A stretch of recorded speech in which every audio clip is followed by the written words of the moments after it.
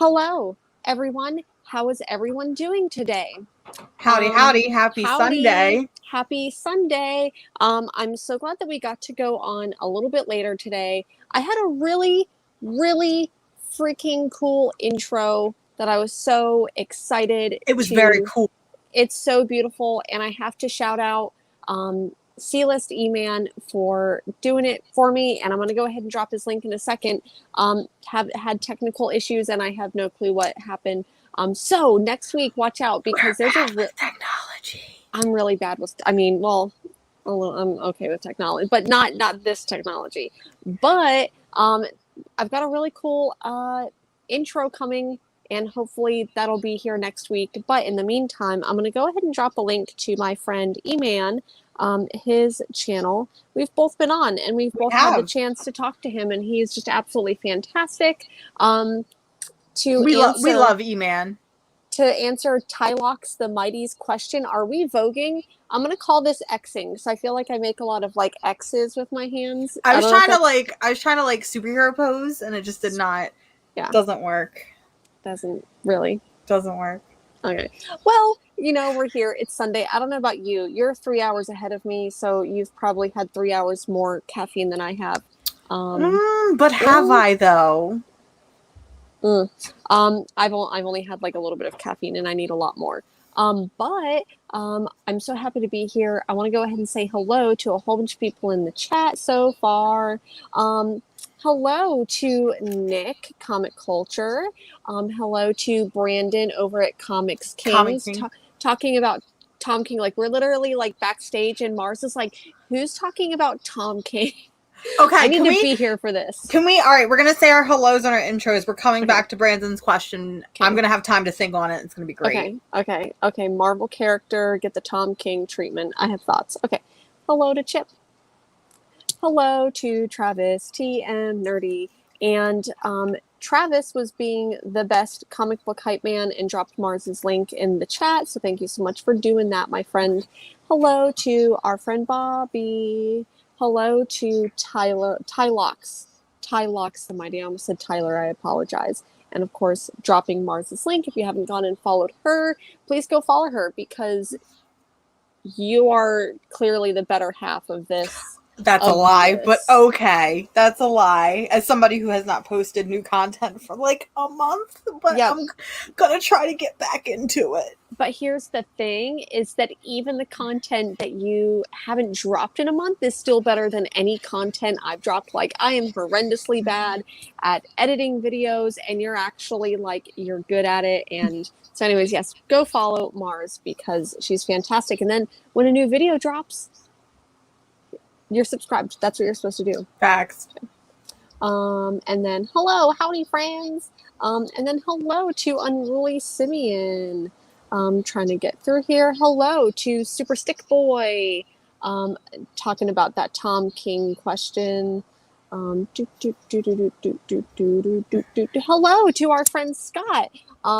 Scott yesterday went to a couple of comic book stores here in Portland. So if you're not following him on Instagram, he did a nice little travel Portland like a little day tour. Yeah, it was really cool.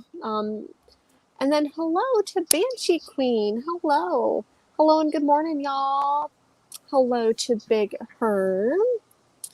Thank you so much. Oh my goodness, no. Okay, the chat jumped up on me, so I'm going to go backwards a little bit. So Super Russ 9000, another channel you should be following. He's so close to hitting that 1,000 mark. Does a video a day. Absolutely fantastic. Also, hello to Comic Book G-Spot. Thank you so much for being here. Another friend of the show. And then Julie Waltman, hello, good morning, and hello to everyone in the chat. Hello to Shane Lorison. And then I see Eman popped up. He must have heard us talking about him. I know. I had technical difficulties, good sir, and was not able to get this working, and that's totally my fault, because I thought I downloaded the MP4, didn't, whatever. But next week, we're going to have a really cool intro. I mean, we do have a really cool intro. I just don't have it right now. And it's over for all of you once I get this intro working. But I did just go ahead and post in the chat please go follow C-List Eman because he is absolutely fantastic. He is, and he posts some of the most fantastic videos around, and Eman has the coolest voiceover voice I've ever heard in my life. Like, listen, his videos will just put you in a trance. Ooh, put you in a trance. Yes, excellent. I think I missed some people. Oh, hello, aggressively relaxing. Good morning. So I think I got everyone. It jumped a little bit, so I deeply apologize. You are just going to have to, you're just going to have to comment again, I guess. I don't know if I said hello to Brother Joe, but hello. So the first question that we got was, what Marvel character needs the Tom King treatment? And I assume when you mean the Tom King treatment, what you're actually saying is what storyline just needs to get fucked, like, and convoluted. And I wouldn't do that to any Marvel character except maybe like Mr. Sinister, because I fucking hate Mr. Sinister. Sorry, go on.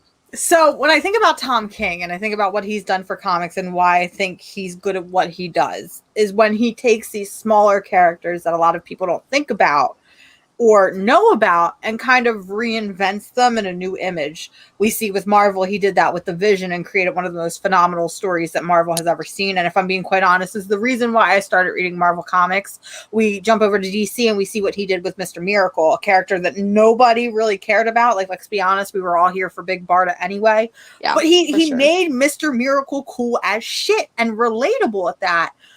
So I kind of want to see that happen with another Marvel character that's not as well known and not as like beloved. But when I think about characters that I want to see Tom King write, the first one that's immediately popping to mind is Moon Knight, because Moon Knight has all of these aspects of his personality. Yeah.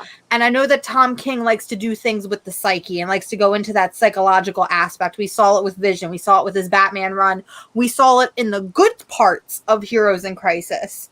So I think him taking somebody like Moon Knight, who is a character with multiple personality disorder, I think that he could take that ball and run with it all the way. And I think it would become a run that would rival Jeff Lemire's. And we have a little co-host today. Sorry.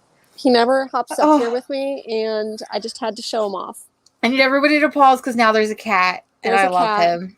He is Malcolm. He's my old man, and I love him so much. I love him so much. He loves me because he wants food right now, but... Sorry, bud. You're gonna have to wait. But yeah, I want Tom King to do Moon Knight. This is me manifesting. Tom King, you watch this show. We're friends. Yeah. Please write Moon Knight. Part of me wanted to be like, I want to see Tom King write the X-Men, but I know I would get booted from the chat immediately. No. Bye. Yeah, I think you're right. I do this. See, this is why you're the better half of this show, because I'm just like, like I like Tom King. I'm not like a Tom King hater, and maybe that's partially because I didn't really get a chance to go into Heroes in Crisis. I wasn't really reading that. So I feel like a lot of people hate Tom King because of that. I really just don't like Tom King because of like this back and forth with storyline that he's doing with Batman, Catwoman, and Strange Adventures and all of that. So I'm just like... But think about Supergirl that we both really, really enjoyed. But it's only issue 1 so far. It's only issue 1. So...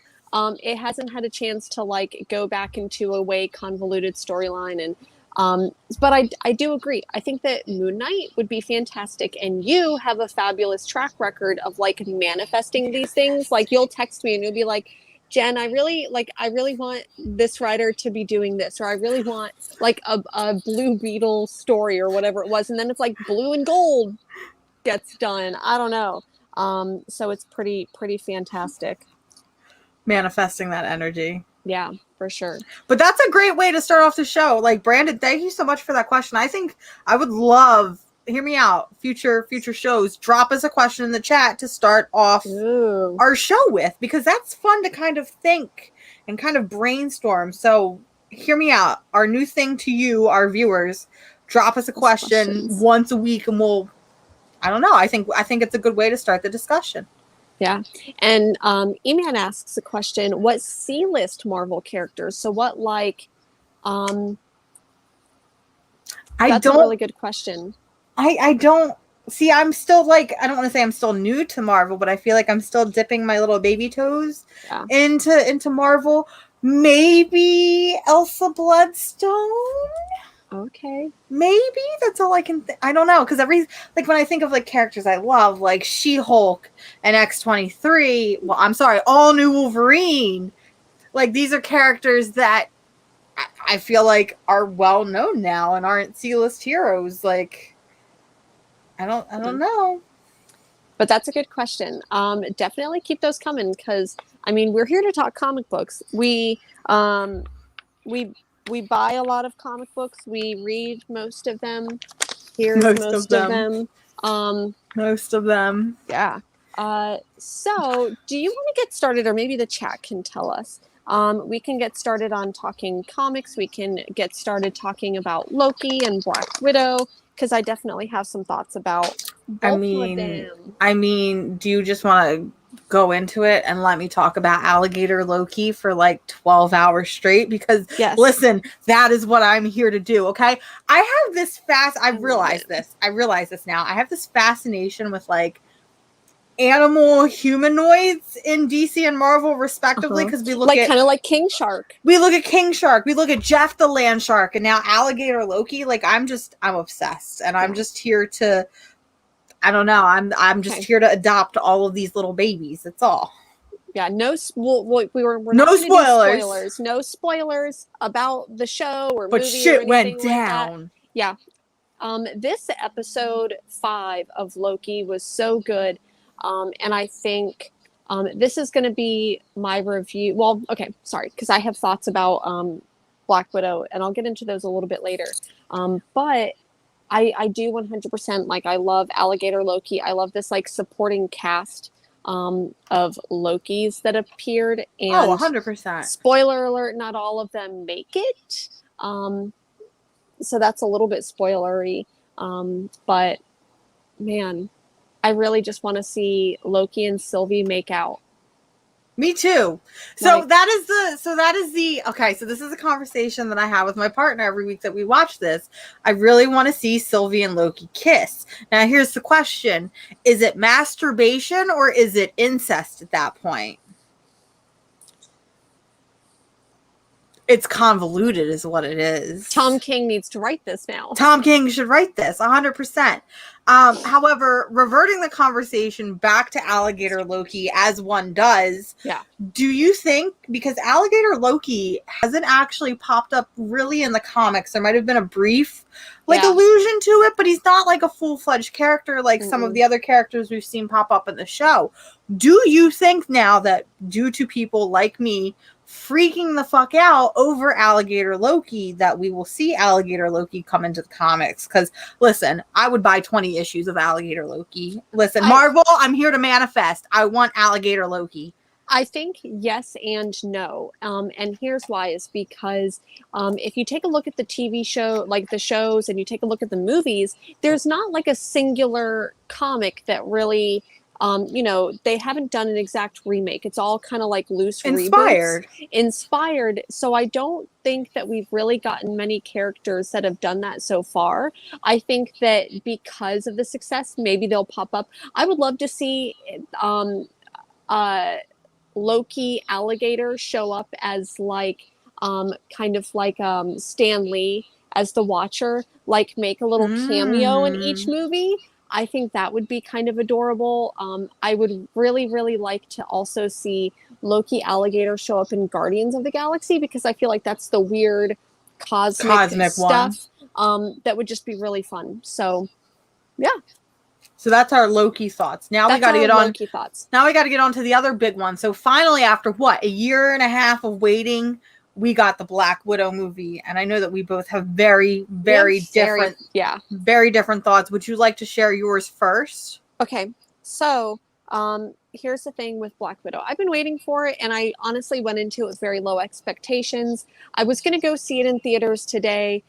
Someone was so kind to be like, hey, I got it on Disney. Do you want to go ahead and watch it? So I said, of course. And so I ended up watching it last night. This past week, I've been really tired. So this, I'm telling on myself a little bit here, and I really apologize, folks. I fell asleep during Black Widow. I did not have a good time during it. I feel like I was maybe like a little bit sleepy during it. And then I'm like, I'm just going to close my eyes. And then I'd look and I'd be like, wait, what's going on? So maybe that's more of my fault. And maybe I do need to try to go watch it again.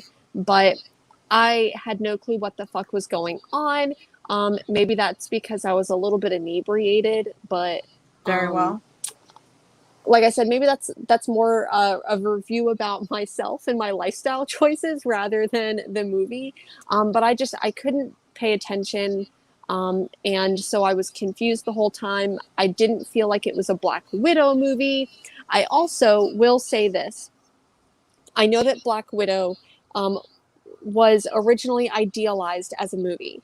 I think that if this movie had come out 10 years ago, when we were getting all of the other like origin stories, it would have been a better movie and I would have liked it more.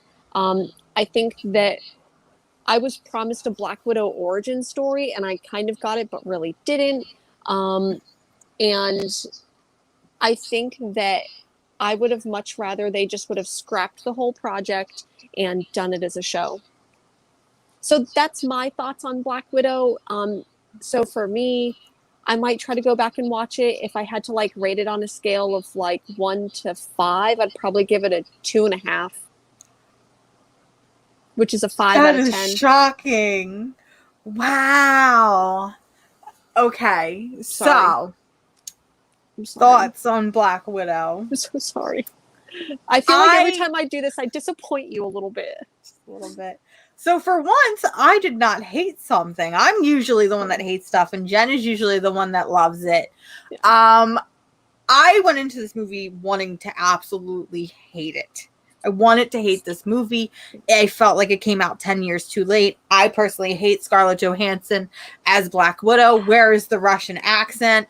Like, I everything was stacked against it for this movie. And I went into this movie, and it's actually the first movie that I've seen in a theater since the pandemic. So I was already like, why is this going to be the first movie I have to see? The first 10 minutes start, and there's already changes to some of the Black Widow lore. And I'll briefly touch on that because it is part of my selling point of the movie. So in the comics, and you have to have glasses, and you have to in the comics. In the comics, Red Guardian, who is played by David Harbour, who I absolutely love, is Black Widow Natasha Romanoff's husband. In this, it's her surrogate father.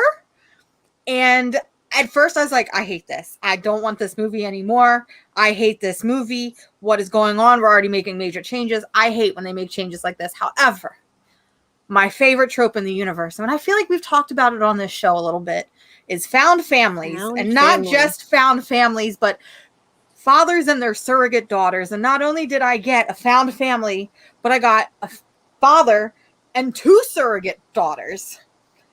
So I'm already 100% into this movie. I think I cried more during this movie than through Black Widow's entire death scene in Endgame or whatever. I loved this movie to bitty pieces. I know Comics King said it was in his top 4. I don't think I'd put it in my top 4, but I feel like I enjoyed this a lot more than a lot of movies I've seen recently. It was definitely better than the Ant-Mans. It was way better than Captain Marvel. It was way better than Captain Marvel. Like, hear me out. Captain Marvel tried to be the girl gang female-led movie, and I feel like it pushed itself way too hard in doing so, to the point where at times it felt like it was a tampon commercial.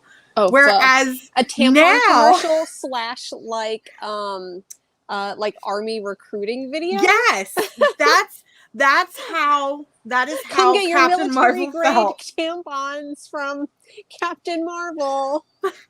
That is how Captain Marvel felt. Yeah. This felt like that movie where if I wanted young girls to see it and have inspiring female leads, because you got 3 really great female leads in this movie. Not only that, but Yelena is my new favorite person on the entire planet. I immediately want to go and read more comics with her. Now, I don't think that she's as witty and as quirky in the comics as she is in the movie, but listen, Florence Pugh has my entire heart and soul, and I love her. So Florence Pugh, I know you're watching this. I love you. I love you. So Black Widow, like, listen, if you're thinking of not seeing it, I definitely say go and give it a watch, because listen, I was the number one person that was like, oh, this movie's gonna be so bad, and why do I have to see this? And I'm like, I kind of want to see it again now. See, that for me is always like my test on whether or not I like a movie. And that is whether I immediately want to see it again. And maybe it's because I fell asleep and I was just like, I don't want to watch this movie again. So maybe I lied, because maybe I do want to try to watch the movie again. Is it going to be immediately? No, it's going to be like whenever it's free on Disney Plus. Like I'm not gonna pay for it. I'm sorry. I really wanted to like it, and I do agree. Like I think that David Harbour's performance, I thought that he did a really good job. Oh, I love him. I like some of the other changes that were made. I really did what Florence Pugh. I really adored her as an actress. Like I need a movie with her. Oh, 100%. So anyways, I was going to say don't spoil the movie for me, because I technically haven't watched it to the end, so I have no clue what the fuck happens. I won't say anything more than that. Like I said, I feel like bringing up the Red Guardian change to people is important, because like I said, that change and the family dynamic that goes into the movie, that's what sold the movie for me personally. It gave me more heart than a lot of other Marvel movies that we've seen. That being said, I agree with some of your complaints where it feels like this movie should have came out 10 years earlier. Yeah. It does also come off as an origin story in the trailers. I can promise it is not an origin story, which I kind of liked, because I feel like I've known this character for 10 plus years. I don't need an origin story. Need her, or like, and we get a little bit of the origin, and we get like a little bit of those and things. The plot is, that's the other thing too. The plot is very Red Room heavy, which is what we know from Black Widow comics. Hear me out. If you're a fan of the Mark Waid and Chris Samnee run of Black Widow, especially that last arc, it feels directly inspired by that arc. That being said, Marvel, why was Mark Waid credited and Chris Samnee was not? I'm watching you. I don't like that. Credit all of your creators when you're doing put the damn movie colorist properties on there, the letterers, everybody. In this house, we credit all of them. In this house, yeah. That's pretty much the like bandwidth that I had for like consuming that type of media this week. Was there anything else that you watched? There was other stuff that we watched. We watched Fear Street, which isn't necessarily comic related, but it is book related. So Fear Street, which is on Netflix, it's a 3-part movie special. The first one came out last week. The second part came out this week. Listen, it's a fun horror jam with like some serial killer vibes, and it's just horror is very hit or miss for me when it comes to like movies and TV, and these were great. So if you want to sit down and have a fun time, watch Fear Street. It's a banger. But there's also some, speaking of horror and Netflix, there's some other big news. You like that segue? Yeah, I see you. I do. Something is Killing the Children, which is the biggest book since Saga.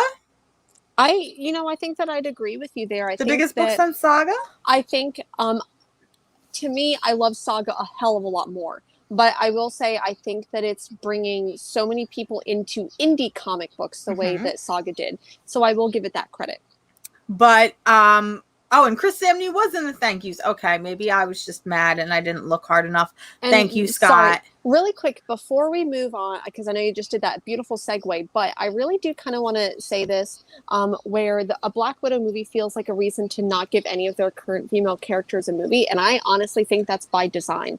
I feel like a lot of times these movies just are not written well, and they feel really like too many hands in the pot, like they don't have a singular vision. I think that's maybe where Captain Marvel was a little bit, like maybe there was a singular vision and someone was like, well, let's change this. And it, that gets done a little bit too much. And I feel like maybe that happened with Black Widow, where there were just reshoots and re-edits and things like that made it happen that way. And I think that happens a lot instead of just giving someone a singular vision and letting them do it. And I would really love to see, I know I say this all the time, but I really love Thor 3, Ragnarok is probably one of my favorite Marvel Oh, movies. it's the top one. And I would give Taika Waititi, like, literally any movie. So, like, he could do, like, a weird cosmic acid trip Black Widow movie, and I'd be like, I'm here for it. So, Taika Waititi, if you're watching, I really just want to know what the fuck is up with Akira. That's it. Also do a weird cosmic Black Widow movie. But yeah, so anyways, yes, Something is Killing the Children, I think has been amazing for this, and I'm really glad that it's getting a TV show adaptation. It is. It's getting adapted, so it was finally by the same people who did the Doctor Sleep. Mm-hmm. Yeah, which was a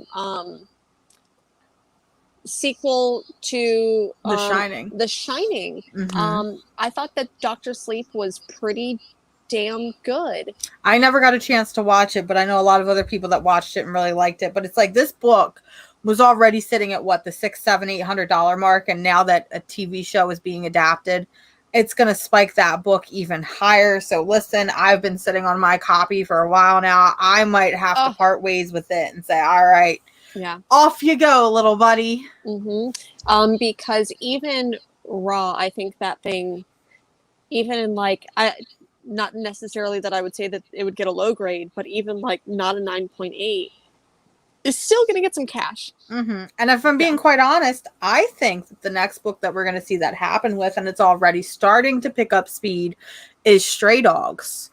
Stray Dogs is getting all of these printings and all of these covers, but if you look at the main cover is right now sitting at $80, and it's only been spiking over the course of the past month. First it was at 20, then it was at 50, now it's sitting at 80. And again, you guys know that we're not a spec channel, but if you already have this book, I personally am thinking hold on to it.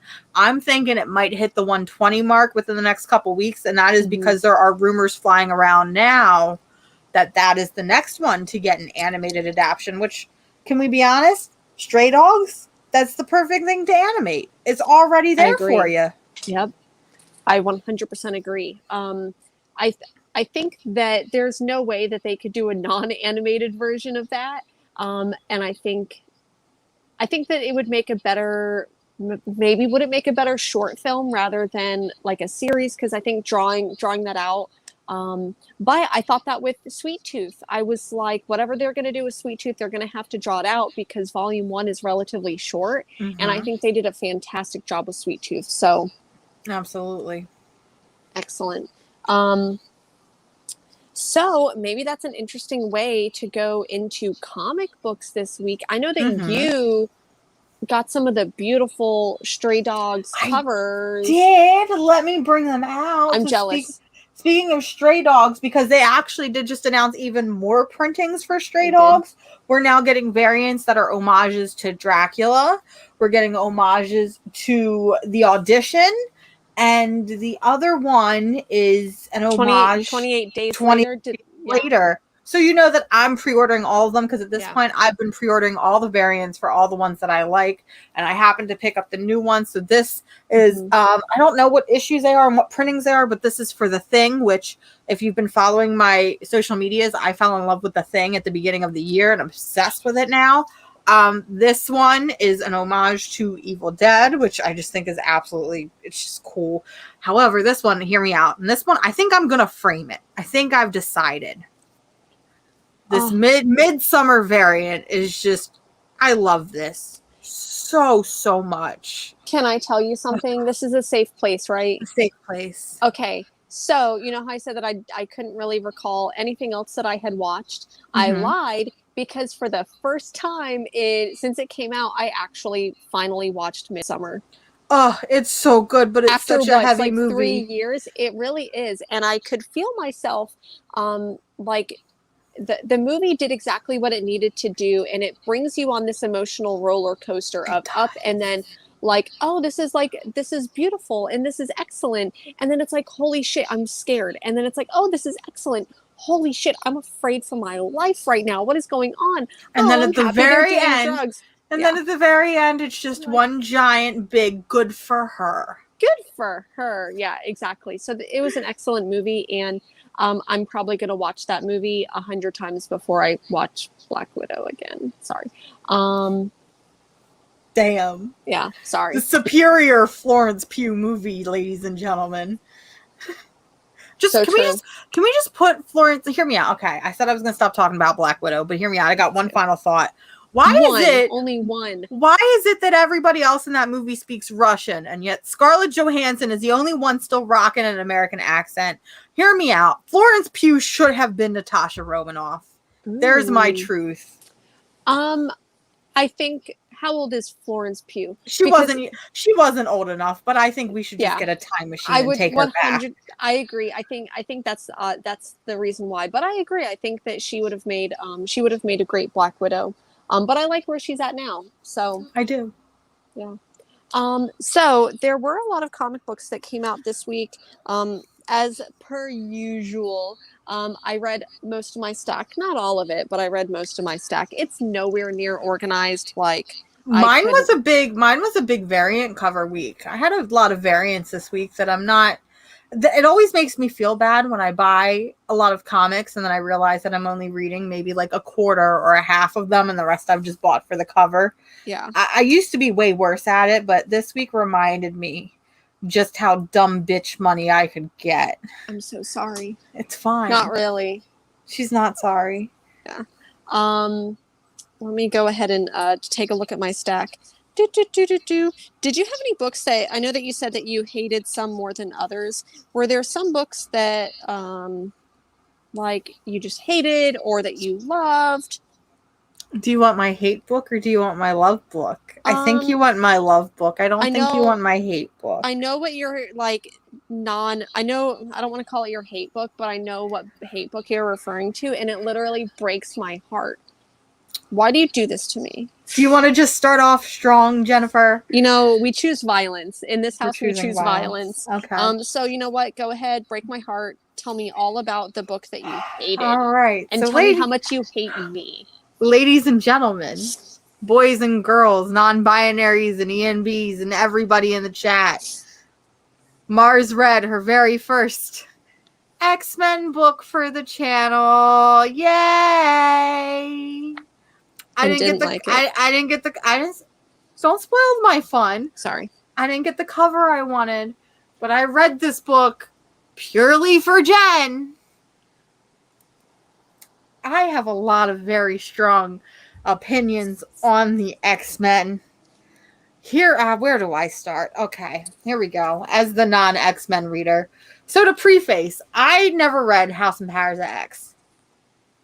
I'm waiting for the booze now. There should just be like a laugh track. A laugh track, boo banner.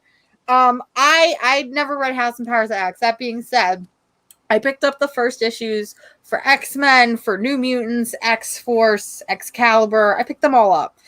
I read the full trades for New Mutants, Marauders, X-Force, and didn't really care for any of them. I loved Marauders more than the rest, and so that gave me hope that I would really like this because it's written by the same person. It's written by Jerry Duggen. I don't know. It's written by the same person. Human. Gary, Duggen. Yeah, that's pretty much it. Every time I'm talking about them, I'm like, yeah, that's one of them. That's right. It. One of them is right. So this is supposed to be a reboot of X-Men. Apparently, the X people. Really but here's the thing, Mars, is that it's not really a reboot. Sorry, go on. So apparently, according to Jen and according to Josue, who I'm sure I'm also breaking in the chat, the X-Men punched a hole in Mars and terraformed Mars and took over Mars. I don't know. This book starts off with a man being like, they took Mars from me. And I was like laughing. Much. I'm like, this is funny. I love that this man is just bitter that a bunch of X-Men flew to Mars and took it before he could. They took it away from me. I can just imagine Elon Musk and or Jeff Bezos sitting there trying to get to Mars. And then all of a sudden Cyclops shows up and is like, Guess know, what, as much fuckos, it's mine now. as much as I really do not like Cyclops. If Cyclops can piss off Jeff Bezos in that way and just It ruin, would make me like Cyclops if he pissed off and Jeff Bezos. you know, like in reality, like Jeff Bezos is a fucking villain. Like he is a real life just villain. Why he looks like Lex Luthor. Yeah. So go on with your X-Men I'm trying to help people understand X-Men who don't read X-Men. This is the outsider perspective looking Hold in. on. So the person who doesn't read X-Men needs to explain to people who do read X-Men about X-Men. But because maybe then you'll understand that it wasn't that good. I don't know. Anyway, so here's our team, right? Hear me out. It's Cyclops, who I'm like, whatever. Jean Grey. First of all, why is baby girl still rocking the Miss Marvel or whatever the hell outfit this is? It's not 1965, girl. Get your blue and yellow on. Look badass. Like, I don't know what to tell you. Okay. Sunfire. First of all, who the fuck is Sunfire? Cinch. Who the fuck is Cinch? I don't know any of these X-Men. We got Wolverine. Laura Kinney I'm Wolverine. hashtag triggered right now. We got Laura Kinney Wolverine, who I'm that's the only reason why I picked up this book. Okay, that's a lie. I picked it up for Polaris and Rogue. So this is a very weird X-Men team. So can you please explain who the fuck Sunfire is and who Cinch is? Because I don't know who any of these people are, and then I guess I'll continue. So here's the thing. I don't think that you need to know a lot about those characters going in. I think that, and I'm just going to go ahead and show some of the beautiful covers that I got, because I did get the Scotty Young cover. I did get the Peach Momoko cover. I got the ugly cover. There were plenty of covers to go around for this. I just wanted a Polaris or a fucking Wolverine cover. Do you know what's mad is I went to pick up a cover and I was like, oh, this cover is great. And then I realized it was a Rob fucking Liefeld cover. And I was like, well, I'm not picking that cover up. So here's what I do have to say is that I think that when it does come to this X-Men team, you don't need to know a lot about all of them. It is setting up a lot of things. And one of the things that I do absolutely love about this is not maybe love, but even in the first, sorry, let me go back a little bit. So yes, X-Men terraformed Mars. X-Men terraformed Mars, and they're basically claiming it as their own, but then they've got like a little spot in New York, the park in New York, Times Square, wherever that park is. Why did they build a tree house, Jen? I don't know why they built a tree house, but one of the things that I did love, and maybe this is just the social justice warrior in me, but they did go ahead and the X-Men in true like white savior fashion did do this thing where like we're going to call it Seneca Gardens after the original black neighborhood that was there, and so we're going to basically we're going to gentrify the area, but we're going to call out the other people who gentrified the X-Men did gentrify New York. Oh my god. So and these are your heroes? Oh, okay. I did like that they put that in there, but I feel like it has like zero fucking context. So anyways, I'm like, okay, good for you for doing the bare minimum X-Men, and let's get like reparations and shit done. Let's go ahead and like do all of the other work that needs to be done. But nah, just go ahead and call this new garden Seneca Gardens or whatever, after the original black neighborhood that was there that basically got bulldozed over. So I don't think that you need to know a lot about X-Men to get into this, but you don't know a lot about X-Men, and I guess you didn't like it, so I didn't know what was happening. I know at one point they built a fucking mech like it was fucking Power Rangers. It was so cool, though. They all had, one had a leg, somebody had the arm, Cyclops got the fucking eye beams coming out. I will say, reading this book at 9 a.m. while my partner is trying to sleep and me trying not to scream because they built a fucking Power Ranger mecha. They did. It was cool. That I will give it points for that. That is the coolest shit I've ever seen in my life. I also love Polaris because she's a sassy little shit and I love her to pieces. I have two very big gripes with this book though. My first one though is the gripe that I've had with every X-Men book since House and Powers has begun. What the fuck is that? why am I reading a comic book, right? Listen, I read because comics. it's Hickman. Because No, it's not Hickman. No. Because it's the Hickman No. X-Men universe, and if like seriously, that's what I love about the Hickman verse so much, because like East of West did it, and then he of course did it in House of X, Powers of X. No. I'm reading, listen, this is what I'm reading. I'm reading a comic right now, okay? If I wanted to read, hear me out. Where's it at? Should have bookmarked this. If I wanted to read, where's it at? My dramatic is falling. If I wanted to read this, I would go onto my bookshelf. Rest in peace, Carrie Fisher, because that is the first book that I grabbed and probably the only real book I own. Wow. I would just grab this. Wow. I'm not reading a comic book to read this. Listen, you pop this on my page. I've read 2 sentences and I was like, I can't. This is too much for me. That is the one thing I've hated about the Hickman era is I'm not here to read a novel, okay? Hear me out. I don't think you need to read it. Hear me out. I don't think you need to read it. I want to talk. I mean, I think that we've definitely got our feelings out about X-Men. I want to talk about another book that did that this week that I loved. But I have one more gripe about this X book, and I think more. You're only allowed one. But this is the biggest one for me, and I think I'm gonna poke a hole in all of your X-Men love holes, bubbles. I don't know. My love holes. All right, hear me out. The whole thing, what I've gotten from the whole Krakoa gist, from reading what I've done. Krakoa is like, they got these little pods, and they can bring X-Men back to life, right? I've read X-Force. Xavier died in one issue and was brought back to life the next. So I'm like, obviously, death is nothing to the X-Men at this point, because Krakoa, they got these little pods. They even make a point, hear me out, just bear with me here. Cyclops makes a point that, okay, here's our medical facility, and then, of course, we're only a short walk to the healing gardens if shit pops off. So I'm assuming that's your resurrection shit, right? Yeah. Hear me out. The very last fucking page of this book, your cliffhanger hook is, how are the mutants resurrecting their dead, right? So obviously, resurrection, hear me out, obviously resurrection is a huge part of the X-Men lore, and I'm fine with that right now. That's the whole point of Krakoa. That's great. Y'all getting your X-Men back that have been dead for years.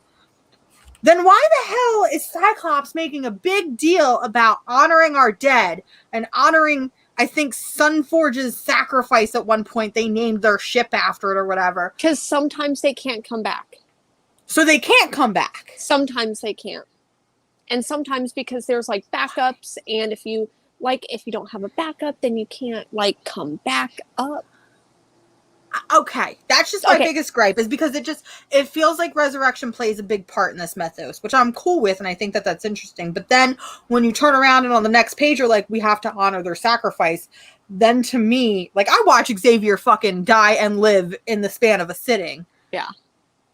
You're like, it doesn't make sense. Just bring them back. Yeah. Just bring them back. Yeah. Don't make a big deal. I would just bring them back. That was my big gripe. X-Men, I'm not gonna read it. I legitimately thought this was gonna be what dragged me into X-Men. I thought this was going to be the book that brought you into X-Men, and I was wrong, but I agree. Hear me out. We have Trials of Magneto. I am a big Scarlet Witch fan. I am a big Magneto stan. Maybe that's the book. I'm gonna give y'all one more chance. I will continue to try. Eventually, I will find that book, and that book apparently is called X-Force: Sex and Violence. You should read it. Have you read any of the current X Factor stuff? I think you did, right? Because I read a page. Oh, geez, because it's got like Duggen, I don't know. Sexy ass bice shit. That's all that we need to know. Disaster bisexual. 100%. Disaster bisexual. Also, Josue says apparently there's a long line to get resurrected. Yeah. Well, do they prioritize who gets resurrected? Like, I kind of want to know this. Yeah. Wait, what was your question? As if they prioritize who gets resurrected. Like, I can understand. I would think that Charles Xavier would be the prime spot of resurrection. He's got a fast pass. He's got a Disney fast pass to resurrection. Also, I like Scott's comment where it's like, if you don't get into X-Men by the age of 10, you're not going to get there. I liked X-Men at the age of 10. I watched the cartoons. I don't like the books. I was not. I didn't get into it until I was much older, in my 20s. X-Men, we'll never know. We'll never know. Did I just destroy all your hopes and dreams about X-Men? Because I remember you were so excited. I texted you Wednesday night, Jen, I bought X-Men 1. Yeah. Sunday morning, Jen, I read X-Men. And I don't have a lot of good things to say about it. Like I said, the mecha was cool. Let's end this on a positive. The mecha was cool. And Polaris is a babe. Okay. I love that. But that's not enough to keep you reading it and to, like, just hear me out. Oh. No. I wouldn't even read this by trade. Oh, Jesus Christ. Okay. So sorry. Well, you know, we tried. We tried, everyone. One of the things that you mentioned that you did not like about X-Men was I call it the Hickman dump, where he just dumps a whole bunch of information on you, like, here's this character's background, or here's a timeline of the fucking known universe, whatever it is. Or here's a newspaper article, whatever it may be. It did that in Nice House on the Lake. Oh, fuck, they did. So, you know, but here's the thing, I never read them. So You didn't read it? No. Oh, no. Okay. So now we gotta talk about, now we gotta talk about Nice House on the Lake. Yeah, this book, I feel like issue number 1 was such a sleeper hit. I'm one of those crazy ass people that tries to go ahead and pre-order my books way before. So very, very glad that I got one. It's now on my pull list. It's fantastic. It's like these people go to a nice house on the lake and surprise, it's the apocalypse and the only people in the nice house on the lake survive. Issue 2 was not as strong as issue 1 though, I felt. Yeah, I agree. Issue 1 was such a great and strong setup to the point where issue 1 as a single issue is probably one of my favorite issues in recent years. However, speaking of the info dump, so this book does something that I think was really neat. And I'm kind of mad you didn't read it now because it is very important. Should I read it right now live on stream? No, you should not, because I don't think you'd be able to get through it. And there's a lot of going back and forth. So while Jen's reading her info dump, and you're reading the wrong info dump, by the way. So there's a part that happens in Nice House on the Lake where something happens, a big event happens. And to cut it short, one of our people on the lake has their arm exploded by Walter. And rather than show it to you, they give it to you in a transcription on this page where it's like they've documented what happened and we see the dialogue and what happened. At first, listen, I turned the page and I was like, God damn it, Jonathan Hickman ghost wrote this issue. I'll be right back. And then I was like, let me sit down and read this. And having this explained to me what happened without seeing it, I know what you're thinking, Mars, that's just what a normal book is. Yeah, that's literally what I really liked this though, because it allowed me, I feel like in a strange book like this, it worked. Mm-hmm. Because I feel like if they showed me somebody getting their arm exploded and everybody trying to help and do this, I would get bored by it. But for some reason with this little info dump, if that's what we're going to keep calling them. The Hickman dump. That's the Hickman dump. It doesn't even have to be Jonathan. It's a Hickman dump. And I mean, we even get another section here where they give us like this really weird schedule. And then of course we're brought back with these really weird symbols. Nice House on the Lake is just one of those really, really weird books where I feel like I have to constantly go back and read each previous issue before I read the next one. And I feel like I'm going to have to start keeping like a tablet and paper and start like taking notes and like writing down symbols. It feels like one of those really fun like point and click adventure games that you would play on your computer where like you're trying to solve the mystery and you have to write down the notes and stuff, like those really weird 90s games. That's what this feels like. Give it to me on like a floppy disk. Can I get a floppy disk? Where's Dan? Let's get the floppy disk. Let's get the floppy disks. But this is just, like I said, issue 1, I was really excited to read this and I was slightly disappointed because it wasn't as strong as issue 1. Because issue 1 still knocks it out of the park. Yeah. However, when I think about the overall concept and when I think about what Tinian is doing here and how it's kind of like, it feels almost like a multimedia type book. Oh. It's just, this is a sleeper hit. If you're not reading Nice House on the Lake from DC Black Label, I think you should be, because I know I said Stray Dogs is the next big one. I feel like this is going to come after Stray Dogs in terms of the big spec books. I 100% agree. And I feel like I've been that bitch, like snatching up all of the issue ones that I can see. Because for sure, I think that this does not feel like, this to me feels like not the next Stray Dogs. This to me feels like the next Something is Killing the Children. And it does not feel like a DC book to me. No. So I feel like not that there's too many, but I feel like if someone wanted an interesting horror book and someone primarily read DC and Marvel, I would maybe recommend this book and be like, okay, here's indie light, here's your great value brand DC Comics, even though it's fantastic. This book is what I wanted the Hill House imprint to be. Yes, very much so. I feel like and maybe it's because it was at the beginning of the pandemic, and I just feel like I don't really remember a lot of the Hill House books, but granted, I didn't finish a lot of them. So that's a lot of the books were weeks, though. I went back and read some of them, like Basket Full of Heads, Mm-hmm. Low Woods. You had strong concepts there, but in terms of delivering it, it really felt, and I had talked to a friend about this yesterday, ironically enough. It felt like Hill House Comics was very manufactured, very corporate engineered, with Joe Hill's name slapped on it to sell copies. Mm-hmm. Whereas I agree. this just feels like comic brilliance. It feels like a good story and a good setup. So we'll see where it goes. Yeah. I really want everyone to read this. It's supposed to be a 12-issue series, right? I think that's what most of the like Black Label and stuff is doing. Mm-hmm. I really hope more people read this because it's beautiful, and I definitely want it to get an adaptation. Mm-hmm. Okay. So are we still talking about DC books then? Let's keep talking about DC. Yeah. Because I have 2 DC books. One that I'm pretty sure that you picked up, and another one that I don't think you picked up. I have Jen's audio cut. Is she going to talk about Swamp Thing? Sorry, can you hear me? We can hear you. You can hear me. Okay. So, I grabbed 3. I did get the Batman the Signal. Okay. I didn't read it though, so I need to catch up on that. I know that you're not picking up Swamp Thing because you don't love me at all. You actually, I bet you really, really loved X-Men, but you really just want to watch me die a little bit on the inside as you tell me that you didn't like X-Men. And that's also why I know you're secretly reading Swamp Thing. You're just telling me that you're not because you want to torture me a little bit.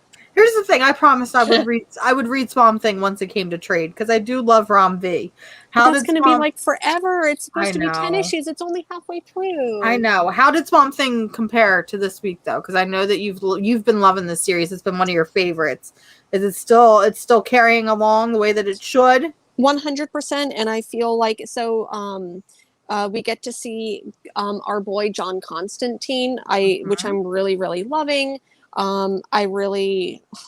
It's so cool. And there was an issue 2 issues back where they like Levi, who's like the current iteration of Swamp Thing, ends up going back into the green, and then there's another character that ends up like going back into like war-torn London, and it's really, really cool, and it's so nuanced. But I cannot believe that I know this is not the first time that you're hearing it, but Amanda Waller's in it. Like, I don't know how I can tell you that Amanda Waller's in it and you still not pick it up. So I know.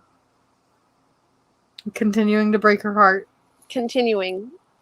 Mars will break your heart. It's really good. I can understand why you're waiting for the trade, but that's going to be like at the end of the year. How can you wait?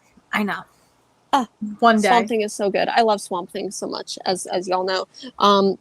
So this would be like me being like, I'm going to pick up Wonder Girl by trade. I didn't really like Wonder Girl enough. That's not fair. Where is Greg? Oh. Where's Greg in the chat to back me up on this? Yeah, but like, okay, so here's my thing, that I do think that Swamp Thing is better than Wonder Girl. There, I said it. You're said what I said. You're probably not wrong. But hear me out. We're going to talk about Wonder Girl anyway. Okay, I knew I wasn't going to talk about Wonder Girl because I'm like, Mars is just going to go all in on Wonder Girl. I'm not going to go too far in. So first of all, can we talk about these covers? Yeah. This cover wrong one. This cover in particular. Listen, Please make Yara Flor gay. Please confirm her as my girlfriend. DC Comics, you're listening. Please, please, please, Yeah. please, please. Anyway, so Wonder Girl. So I got really mad with this issue because at one point I'm like, Joelle Jones's art is really ugly in this book. And then I got to the credits and I realized it is alternating artists. Oh. So I take it back. Joelle Jones, you're still doing a ridiculously fabulous job. Oh, there goes a book, and I love you. So kind of just pick things up. Yara Flor, she gets her bolus. Nothing really. Oh fuck! I love this book, but nothing really happened in this book other than we see Cassie Sandsmark pop up.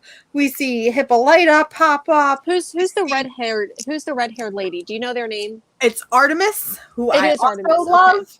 Okay. We see a bunch of Amazons pop up, and they're all searching for Yara Flor, and they all want to take down Yara Flor because apparently Yara Flor is like the being to end all. Which, hear me out, she's the best girl. Leave her alone. Let her live her life. However, at the end of this book, Eros pops up. Yeah, and that was kind of weird because it was like Eros, like Cupid hits an arrow or gets hit by an arrow and falls in love with the first person, and the first person that they see is Yara, and I'm just like, get away from her. But oh no, I also agree that is get away from my girlfriend. Yeah. But at the same time, that very end where he's just like, he sees her for the first time and he's staring at her and he's just ridiculously in love with her. Yeah. Like, hear me out. That is the way that I looked at Yara Flor the first time that I saw her in her own issue, is just that. I am Eros at this point. We all are, yeah. I really quick just want to say, I do love Wonder Girl. Like, I know I said earlier, like, Swamp Thing is better. I really do love Wonder Girl. I thought this was a fantastic issue. Like, don't get me wrong. Like, I do love this series a lot. And I'm going to continue to read it again. And this is something that me and Greg have talked about on our Yara Flor fan club show. It feels like it's going very slow compared to what we saw with Future State, which was only 2 issues, and that makes sense. But at the same time, I'm like, I want to see Yara in action. I want to see her punching things. I want to see her already at the finish line. I'm going to continue to read it, but I'm like, I just need it to pick up speed. That being said, I love some of the Brazilian and Spanish mythology that's being thrown into this. I think those first couple pages with the story of the girl and her brother and Iara, is that because I feel like IARA is how it's spelled. I think it was Iara, but it's like her brothers were so jealous of her, so they tried to kill her. So then she defended herself and killed her brothers, which then angered her father, even though her father favored her, and then banished her. And I'm like, well, that right there, I was like, I want a whole story revolving around that. And it kind of reminded me of Heathens. That's pretty interesting. I wanted more of that short story, but I agree with Taylor. I think that this all could have been done possibly in issue 1. I agree. I think that issue 1 was pretty slow. I was in it because I really I loved what I saw from Future State with Wonder Girl. So I'm like, okay, I'm here for it. And then, anyways, issue 2 I thought picked up. I thought issue 2 did pick up with this series. But I still really enjoyed it. I'm going to keep picking it up. It is not a limited series. It doesn't say 2 of anything. So it's ongoing. There must have been another DC comic book that you got that I didn't because... There is. What was it? It is Justice League Infinity, which is just an homage. Listen, it's Justice League Unlimited through and through. If you're a fan of the animated series, that's what this series was made for. It has a very all ages feel to it, but not quite. But hear me out. This book was made for me. Not only do we get to see Fire and Ice, chilling in the background. Also, Jen, I lost audio on you. Jen is gone. We get to see Fire and Ice, who I absolutely love. But hear me out. The bad guy in this issue is my girl Granny Goodness. Ooh. This was an issue that was made for Mars. We get lots of Big Barda, lots of Scott Free, lots of Shira Hawk Girl. Okay. Like I said, this is kind of just like a nostalgia trip if you were a fan of Justice League Unlimited. One of the things that I think are really, really awkward, though, speaking of Justice League Unlimited, is there's a point where, how when you're reading a comic and they give you that little asterisk and they're like, refer to this issue. Yeah. At one point, it's like, this happened in the Justice League Unlimited episode Destroyer. And I'm like, you're referencing a TV episode from 15 years ago? Like Why? at that point, like give us a little bit more context. Like maybe even just give us like a 1-page like Like, what panel happened? breakdown. Like, give me something. Like, I was fully expecting them to be like, you can now watch Justice League Unlimited only on HBO Max. But I picked it up because I'm a sucker for the Justice League Unlimited. The art is absolutely gorgeous. Reminds me of the Bruce Timm style, but not quite. Then hear me out. Granny Goodness, Fire and Ice, Big Barda. Y'all wanted me to enjoy it. So I might pick this one up and trade later on down the line. There's some really cool Martian Manhunter moments where he transforms into a woman, and he goes into this whole conversation about he's been many genders and many people and identities. And it made me realize that we should have a really great psychological breakdown book about Martian Manhunter and how he could kind of be like, what's the word that I'm looking for? Like a metaphor for gender fluidity and gender sexuality. 100%. Why hasn't that been done yet? Hear me out. I'm here to write that book, DC. For sure. I was just going to say, could Tom King tackle that? I don't think so. I would really love to see Vita Ayala. I know I'm going to forever pronounce their name. I would say wrong. Steve Orlando, but didn't Steve Orlando do a Martian Manhunter already book? did do Martian Manhunter. That is correct. But I would love to see Vita on it. So I think Vita would be great. It's just a concept. I never thought of Martian Manhunter in that perspective before, but it makes sense now. Growing up, it does makes sense. Mm-hmm. And especially when you think about Martian Manhunter kind of being the like in the Black Hammer universe, Barbalian. Mm-hmm. So they're the same character. Makes sense. Ayala.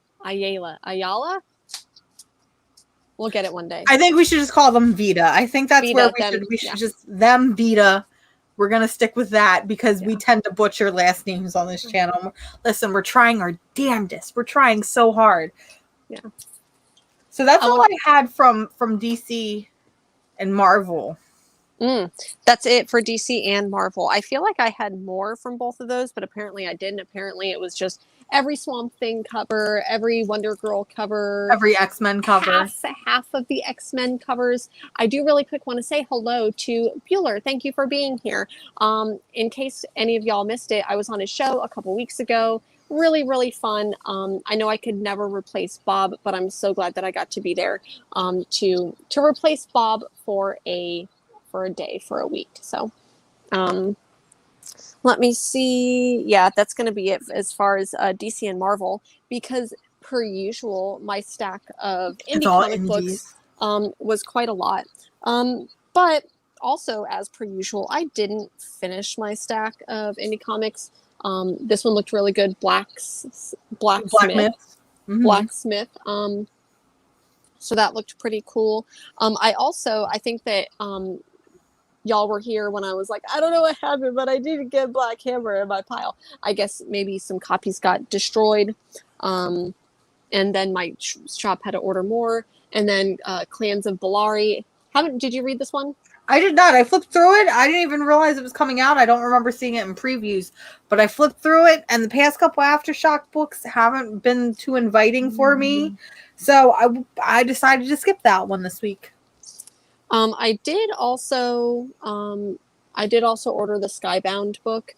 We're just supposed to have some really great short stories in it. I personally can't wait for that assassination short. I'm going to talk about assassination every day on this channel until everybody reads that book, because it is one of my favorites. Also, Greg, my fellow president of the Yara fan, the Yara fan club, is in the chat. Howdy. Friend, you just missed us talking about Yara Floor, and Jen said she hates Yara, so we have to fight her in the parking lot of a Denny's now.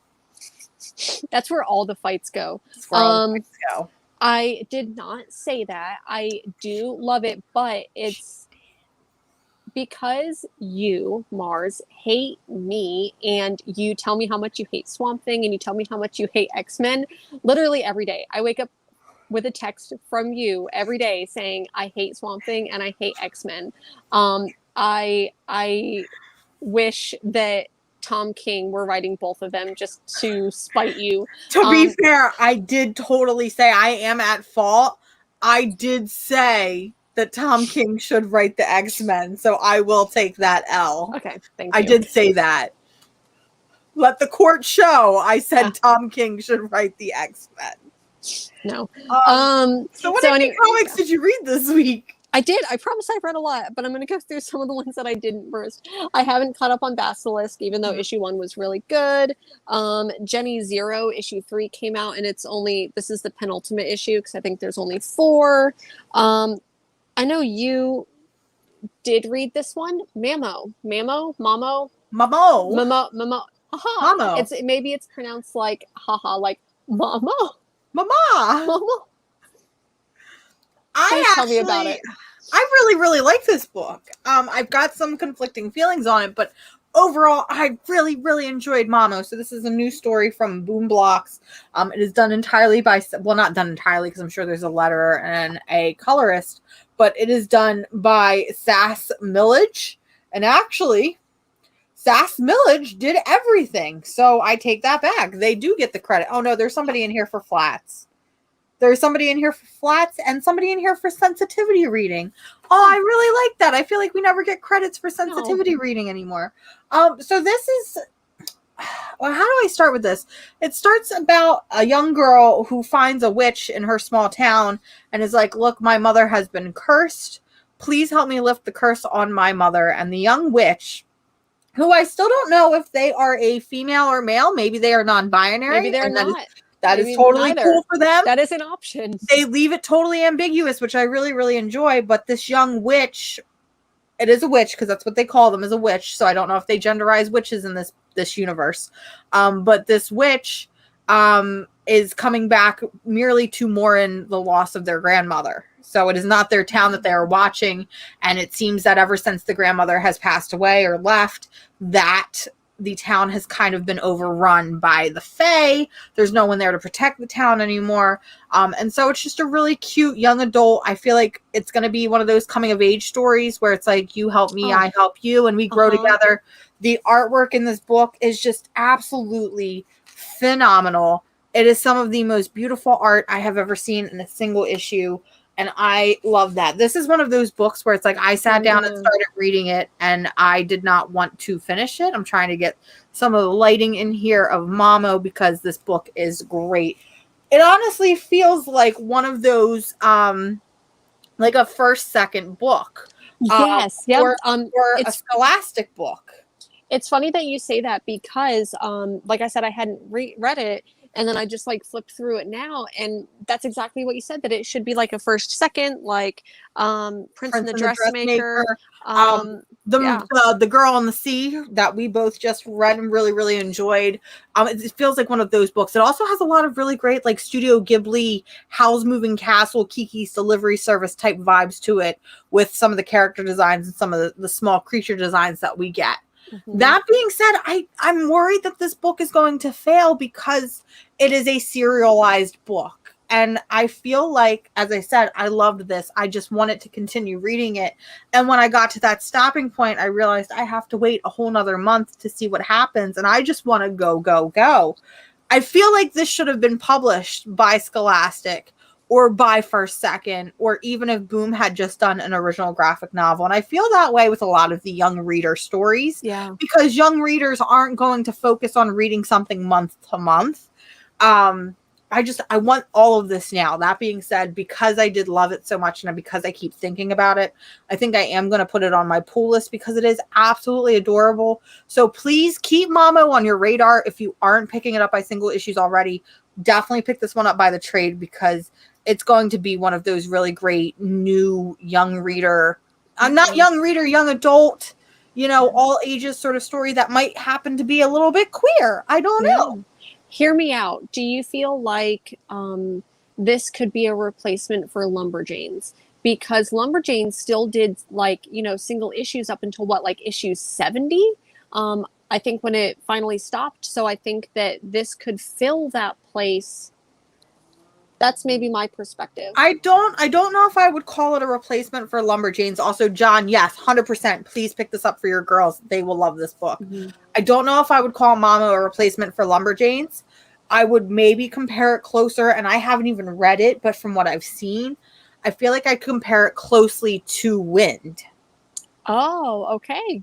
I feel like Another Wind by James Tinian would be a really great yeah way to kind of segue it. But I liked this book a lot. It made me feel like cozy and at home, and you know, it's those books that I love to just sit down and I tend to read in one sitting, and I need more. I want more Mamo, please. And I feel like this is going to be something that could be adapted too. Not to be that spec person, but this makes for a perfect, like, I don't know, it lends itself off to be a perfect, like, animated adaptation for young viewers, for all age viewers.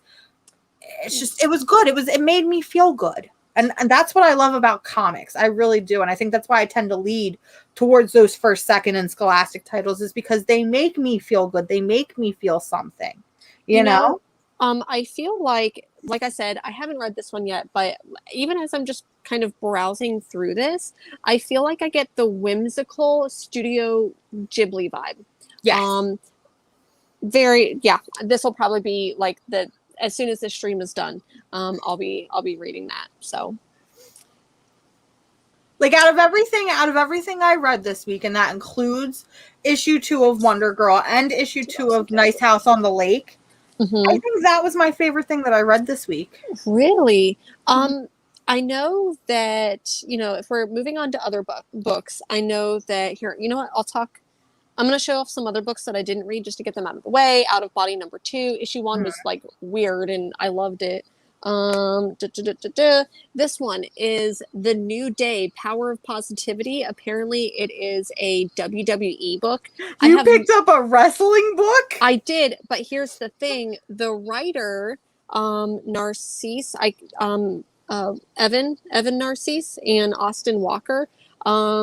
So they visited my shop and they personally signed all the books, and apparently they came in with another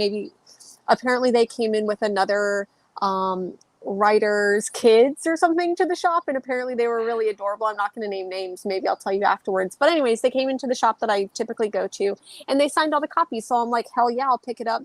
So it just looked kind of cute.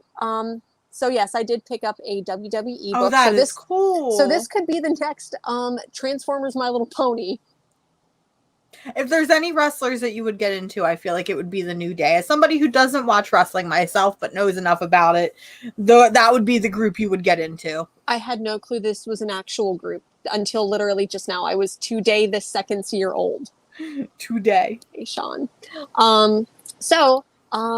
Anyway, Jennifer picked up a wrestling book and I didn't. I feel sad. You know what book I did miss this week? And I feel like I need to pick it up and read it before this upcoming Friday. I missed out on the He-Man book. So I need to pick that up. I need to find a way to pick that up before this upcoming Friday, because I do a live show with Greg, Comic Talk Live, over with Hero and the Kid. And I know Sean and Will would probably be really, really mad if I didn't read the He-Man book. So really mad. I also need to pick that up. I did pick up a physical copy of Barbaric, because I think I told you last week I knew that I had ordered it, and I'm like, I don't know what happened. I thought I had it in my stack, and when I went home it wasn't. I guess they needed to order more, or something happened. So anyways, that was my favorite book of last week too. I think I accidentally got this.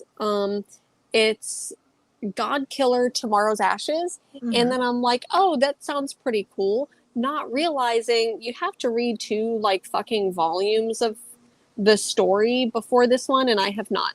So this will, even though this cover is beautiful, the cover is beautiful, this is going to be the last one of, at least for now. That was pretty much, I have 4 more books that I've read, so I have 2 more books that I read. I will show off these because I bought them, but I haven't read them yet. We're still going strong with the Magic the Gathering books. Boom is finally doing right along with Diamond, and I'm finally able to get these covers. So I, of course, spent dumb bitch money and got covers for all of my favorite planeswalkers. Even got a scary little Nico Bolas. So I've really been loving the series, and I absolutely listen as the nerd gamer girl of this little channel here. I absolutely love these virgin variants that Boom has been doing. Listen, I want to have a little Magic the Gathering room where I can hang out with all my friends, have them hung up all over the wall, and just be cool as shit. And these just make really great art pieces. So, like, of course I'm going to buy every single one. But not Swamp Thing. One day, Swamp Thing. Okay, sorry. I just have to bring that up. One day, Swamp Thing. One of the, you know what? I know that we kind of briefly, maybe it was just backstage. One of the books that I do know that we both read was Hollow Heart, and I know that we do feel very similar about this book. Is that what I was expecting this book to be and what it turned out to be were two completely different things, and I'm slightly disappointed. I'm very disappointed with this book. I feel like it continues to both draw out and at the same time be very, very rushed. I personally thought that issue 5 was the last issue, and then we got to the end and it says issue 6 coming up next, and I was like, what the hell? I thought this was the last one. Yeah.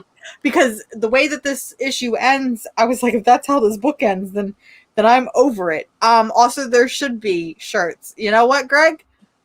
There might be shirts coming soon. There might be shirts. A dumb bitch store near you. Yeah. Oh my God. Yes. We have talked about merch a couple of times, and it's literally just like talk because we have zero follow through on both of. We have some prototype merch. You're right. We have some prototype merch. So hear me out, Greg. DM me. I will show you the first sneak peek at the Casually Comics Will Break Your Heart merch line. I got you. Yeah. I want to answer this really quick about like only allowing men to write men's comics and women to write women's comics. My personal perspective on that is I do think that I think that queer people should be able to write queer comics.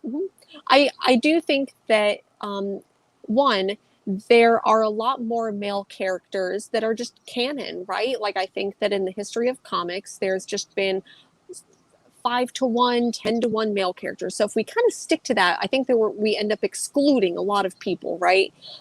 So I don't necessarily want to say only women can write female-led comics, because that also feels like a weird other side of the coin. Because like look at Gail Simone, who fucking wrote characters like Deadpool, like Punisher. Yeah.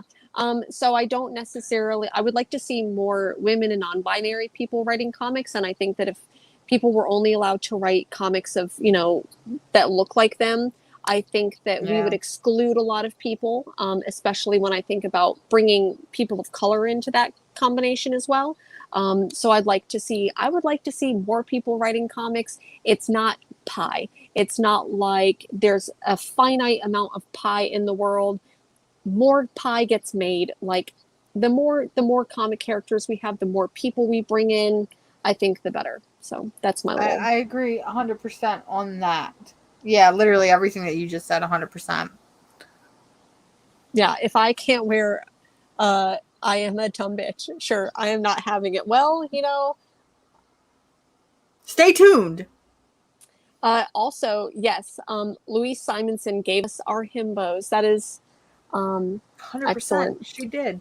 And she really yes, did. Thank you, Travis. Once again, being comic book hype person, please go follow Mars's channel. One book I know you didn't read, because I can't even open this here, folks. Maybe I will. But The Worst Dudes by Aubrey Sitterson. There's a reason. There's some very phallic material on the there first really page. is, and I'm going to cover it up. And there's a reason why I have to use my whole ass hand, because you do have to use your whole ass hand to cover up what is there. That is impressive. This is a very excellent book. I would highly recommend it. It's funny because I took a picture of that and I went to send it to you, and then I flipped a couple pages as I was reading, and then I came to this page and I'm like, Mars, oh my God, tell me you got this. Spoiler alert, you didn't. But like literally, I found your new wives, your new comic book You wives. did find my new comic book wives, all 4 of them. I love all of my new wives equally. I don't know any of their names. I don't know any of their context. But I know that I would die for each and every one of them. Yeah. So. Fantastic book. It's really weird. It's really weird and I feel like very R-rated, X-rated in a way that I thought that Scumbag was going to be. But Scumbag just didn't do it for me as a book, where this one I feel like the story's there. I'm really, really, really enjoying The Worst Dudes by I'm Aubrey excited. Citizen. I think I'm going to pick that one up on trade. So I have a fun list, everybody, if you don't know. I have a little list that I keep in a book, and I call it my trade weight list, where I write down all of the books, because I used to tell myself I'm going to read this by trade, but then I would forget unless I saw it. So now I have a list of all the books that I may not have loved to continue on my pull list, because as we know, I'm very picky, but that I would love to read in trade form. You know, unfortunately, X-Men will not be going on that list, but The Worst Dudes will. She's gonna fight me, y'all. Yeah. Also, I really like this, like brass knuckles. Like, I love that idea. Yeah, let's get it done. Did you read any other books? I've got 2. I've got 2 There was one other book that I read this week, and I kind of hated it. Okay. And I know that there's somebody in the chat that really, really enjoyed this book. I have a feeling. I think they enjoyed this book. I might be confusing them with somebody else. What book do you think it is? I really hope it's not this one, because I loved this book so much. Is it by any chance a book called oh my god, I loved this book. Ordinary Gods? Is that the book? Yes. Go ahead, talk about why you love it. And then I'll talk about why I didn't like it, because I really did not like it. I felt like this this book is just doing this really fun like mythology, and I know that like one of those tropes is like ancient mythology, but then there's this like modern kid, and I just really, really enjoyed this, and I thought it was weird. I wouldn't necessarily give this to say like a 12-year-old to read, but I think that like, I don't know. I say that knowing that when I was like 11, my ass was going on Rotten.com on the internet, and sponsored by Rotten.com. This show is now sponsored by Rotten.com. And I was going to WhiteHouse.com instead of WhiteHouse.gov when I was a young young lady going on the internet. So I know that I read some and saw some dumb shit way before I was supposed to. That being said, that has nothing to do with this book. But I feel like a very smart, like 13 or 14-year-old could probably read this.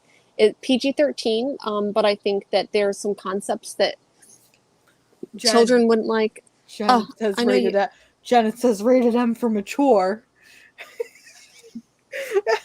I don't think that this book is rated M for mature, but I think it's funny while you're going on that tangent and I'm looking at it, I'm like, this book says rated M.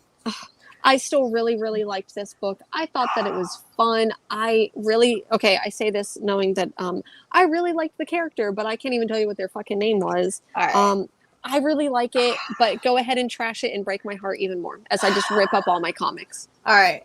I don't know what happened in this book. I am still confused about what happened in this book. At first it was doing one thing, then it was doing another thing, and it's like I would get invested in one or the other. I could not. First of all, Hostway, this is nothing compared to Seven Secrets. What are you talking about, pal? I think it is. I get it. Yep, I see it. No. So I did not know what was going on. It was like I was either all the way in on this mythology like lore that we were getting, or I was all the way in on this like broken family guy millennial story that, you know, we've already seen in Radiant Black, which, look at that. It's also done by Kyle Higgins. We're double dipping on that trope there. Anyway, That wasn't my biggest gripe. My biggest gripe with this book is I feel like it was falsely advertised. I was under the impression that this book was going to feel a little bit like Old Guard, but with different people in history. I mean, I'm assuming that might be Teddy Roosevelt. We're seeing Queen Elizabeth. We're seeing on the back, that looks like Abe Lincoln to me. You know, I thought it was going to be like an Old Guard. Yeah. That it was all of these people through history, famous people through history, and they were going to be gods. And then just so happened that this random guy was like one of the new gods, and he was destined for something great. If that was what the book was about, I would have been here 100% for it. Like, I kind of wanted like a good ass history book. Like we saw from Aftershock, we saw Rough Riders, which took Teddy Roosevelt and his group of Rough Riders and kind of made their own fictional spin on it. And that was kind of, it was really, really good.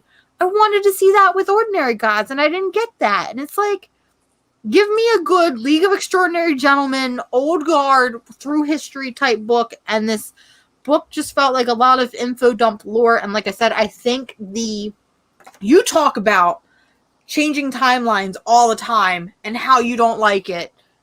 This, hear me out. This was a Tom King. You got me there. This was a Tom King alternating timeline. And I did, again, it was like either I was then in. You should love it. Then you should love it. Ipso facto, you should love it. Then you go. Then I should love it. There it is. But again, it's the whole thing of, I was either invested all the way into one part of the story, meaning this like mythology and like civil war that was going on, or I was all the way invested into this normal story. I couldn't get interested in both. I don't know. I really liked it, but I went into it like not knowing anything. It hurts my heart a little bit. Taylor, Tylox is calling me out and saying that it's Stalin, not Teddy Roosevelt. And now that I look at this man and his mustache, you might be right, and it makes more sense that there isn't two American presidents on this wraparound cover. I still thought this was a fantastic book.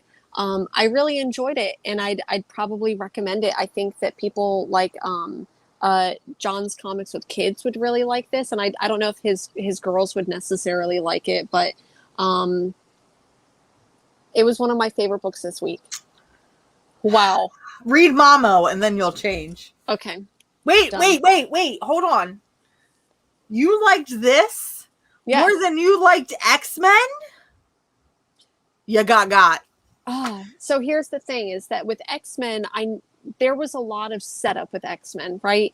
So with X-Men, I don't think X-Men was supposed to be my favorite book of the week, but I think it's going to be, I'm going to get X-Men, like no matter what. So, yes, John's Comics with Kids. I think that you would like Ordinary Gods.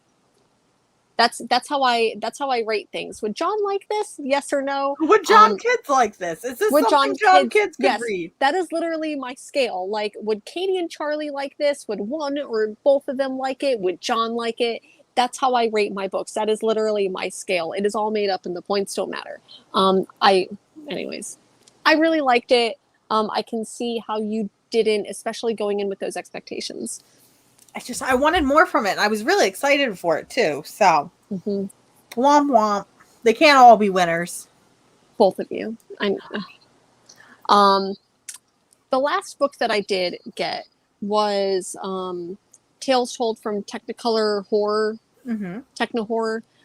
It's a book by Scout Comics. It is supposed to be a horror anthology. I thought it was going to do the thing like Haha and Ice Cream Man and Silver Coin have been doing, where it's like one issue story. This was multiple stories within one. It was still pretty interesting, but I think that it's a little bit when it comes to Scout Comics, I think that there's it needs to be pushed a little bit further. And the thing that threw me off the most was the lettering. I felt like the lettering could have been a little bit better. I know that's like stupid. It wasn't bad, but I don't necessarily remember a lot of the stories. I may still put this on my pull list though. So good to know. This is for you. This is for you, Greg. Ha or ha ha. So either way, that's how you pronounce. What are we gonna do when that ends next week? We have the finale of ha ha next week. And then you'll need something to replace it. Maybe it could be Mamo. Mamo. I hate this. So, I don't know. I'm excited for the end of Haha. I wish that it was going to go on and on and on the way that Ice Cream Man is going, but if it means. But how much can you do with clowns? Let's be honest. How many types of clowns are there in this world? So many. So many? Yeah. I don't know. I really don't know. I do think that I like seeing this like horror anthology stuff. I think I that do. haha is. I know that some of the issues were hit or miss. I really hope that this ends on a really strong note. I also really hope that the clown from issue 1 shows up. That's what I'm hoping. Mm. Huh. Anything else that you read? Any other comics that you hated that I loved that you just want to like be like, this comic was trash, I and anyone who didn't. likes it is trash. That means Jennifer, you're I didn't pick up anything else. It was kind of a slow week for me. However, I did read, and I wanted to talk about it briefly. We talked about it last week that I had picked it up, but I did read Sentient by Jeff Lemire, which was the TKO published comic. Listen, I have not read a book that I've been so invested in like Sentient. A lot of people are going back and forth on whether or not this was the best Jeff Lemire ever written. This was the worst Jeff Lemire book ever written. I think it's up there in terms of being one of the best books he's ever done, and I feel like it's going to get lost under that TKO Publishing label because I feel like not a lot of people even know about TKO because they have weirder practices. They only work with direct markets. They have the weird trade format, but also have single issue format. However, Sentient, I'll kind of break it down real quick. It's a story about a space vessel that has like 35 people on it, and they're going to this colony, and Earth is dying, so they're going to colonize. And something happens where separatists take over the ship, and they kill all of the adults on the ship. And so it's kind of like this Lord of the Flies, but not really type, conflict where it's all the children that are left and the children that have to take care of each other. But they also have a ship VI, kind of like Hal from Odyssey. And the ship kind of takes on this motherly role and takes care of the children and tries to teach them right for wrong. And I loved this book, and I loved the concept so much. That being said, I wish there was so much more of it. Because there's only one, right? There's only one volume, and it's only about 4 or 5 issues because they break it into chapters. Let's be honest, I probably could have read a 10-chapter book. A 10-issue book of this series. So if you're a fan of Jeff Lemire, please check out Sentient. If you just want a really great kind of like space story that, is about not finding yourself, but learning and growing. And I don't know, it's just one of those books where it's like I physically couldn't put it down, and there were some twists and turns that really got me, and I can't praise this book enough. Please pick up Sentient if you are out and about in your local comic shop, because it is the only place other than the TKO website that you can pick up TKO books.